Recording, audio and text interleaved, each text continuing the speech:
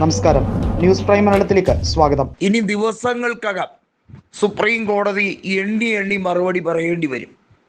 ഈ രാജ്യത്ത് ജനങ്ങളെ വല്ലാതെ വിഷമിപ്പിച്ച് കളയാം എന്ന് വിചാരിക്കുന്ന ഏവർക്കും ഇതുപോലെ പകച്ചു നിൽക്കേണ്ടി വരും. പറഞ്ഞു വരുന്നത് ചീഫ് ജസ്റ്റിസിന്റെ കാര്യം തന്നെയാണ്. ഈ രാജ്യത്തുള്ള ജനങ്ങളെ അധിക്ഷേപിക്കാൻ ചീഫ് ജസ്റ്റിസിന് എന്ത് പ്രിവിലേജാണുള്ളത്?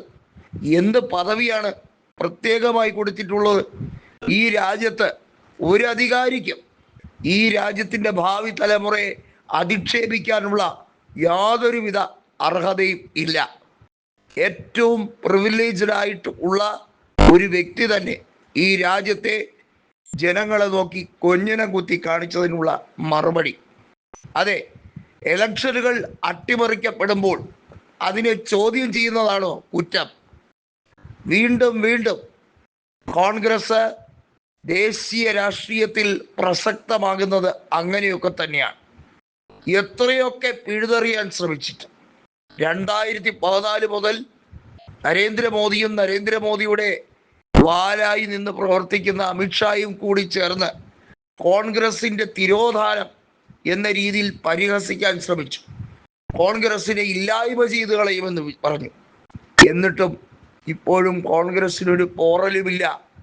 എംപിമാർ 100 കടന്നു. തൃണമൂലിലെ വിമത എംപിമാർ BJP-യിലേക്ക് ചേർന്ന് അംഗബലം 10 മടങ്ങ് ശക്തിയായി വർദ്ധിപ്പിച്ചു എന്ന് ഗീർവാണം അടിക്കുമ്പോൾ ഒരു സൈഡിൽ ഒരു രീതിയിലുള്ള വിലപേശലുമില്ലാതെ അവരിലേക്ക് മമതയും സംഘവും ഒഴുകിയെത്തുന്നു. ആന്ധ്രയിൽ നിന്ന് കേൾക്കുന്നത് ശുഭവാർത്തയാണ്. ജഗൻമോഹൻ കോൺഗ്രസിലേക്ക് അനുയായികളെ കൂട്ടി ചെല്ലാൻ പോകുന്നു. മറ്റ് സംസ്ഥാനങ്ങൾ നോക്കൂ. അതിനകത്ത് കർണാടകയിൽ DK അധികാരം പിടിച്ചതിന് ശേഷം ദക്ഷിണേന്ത്യ കോൺഗ്രസ് കളമായി മാറുന്നു. ഛത്തീസ്ഗഡും രാജസ്ഥാനും പോലുള്ള നാമമാത്രമായ വോട്ട് ഷെയറിൻ്റെയും സീറ്റിൻ്റെയും പേരിൽ പ്രതിപക്ഷത്തിരിക്കേണ്ടി വന്ന കോൺഗ്രസിനെ ജനങ്ങൾ തദ്ദേശ തെരഞ്ഞെടുപ്പിലും മറ്റും അവർക്ക് പറ്റിയ അമളി തിരുത്തി കുറിക്കുന്നു. ഇതൊക്കെ അത്യപൂർവമായിട്ടുള്ള നിമിഷങ്ങൾ തന്നെയാണ്.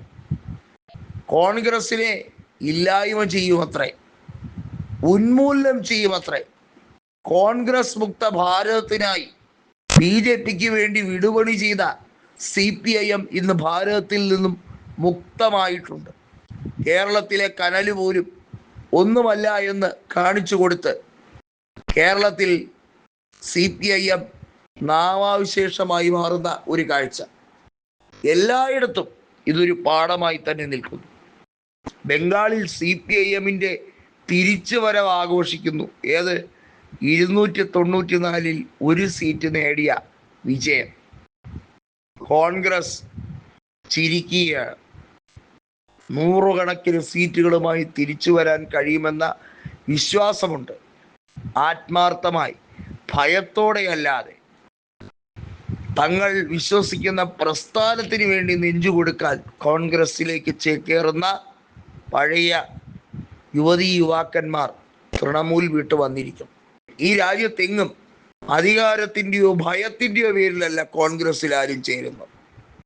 ഒരു വിശ്വാസം, ഒരു ഐഡിയോളജി, അതിനെ മുറുകെ പിടിക്കുന്ന ദൃഢനിശ്ചയം, അതിൻ്റെ പേരാണ് കോൺഗ്രസ്.